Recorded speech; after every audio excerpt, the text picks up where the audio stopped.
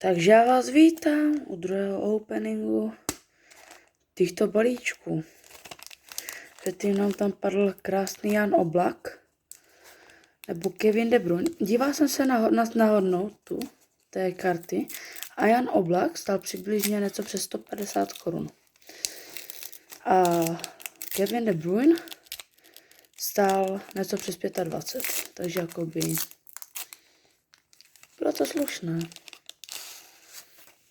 Tak, máme tady 1, 2, 3, 4, 5, 6 karet. Točíme se takto, ať je to krásně na rovině. A máme tady první kartu. Yes, je to tady.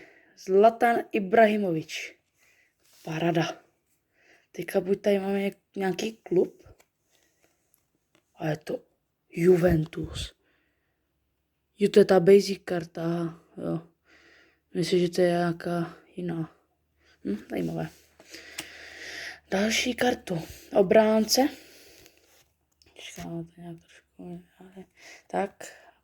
Tady obránce a je to Milan Skriniar. Teďka je v Paris Saint-Germain. A máme ještě tady ve starém klubu. Máme tady středopoleře. Toni Kroos. Další, konečně první kartička z Realu Madrid. Má tady poslední dvě a to měly být už ty dobré.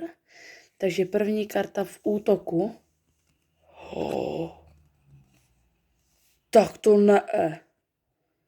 Ty vole, Griezmann za Barcelonu. Ještě taková karta. Ty koky, to je mazec. A poslední kartou dneška je... Tak to ne.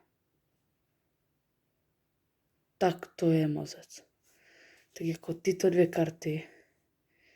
Ty vole. Ježíši Maria, ty vole. Já se říkám, kolik ty karty budou stát teďka. Kámo, to není možné.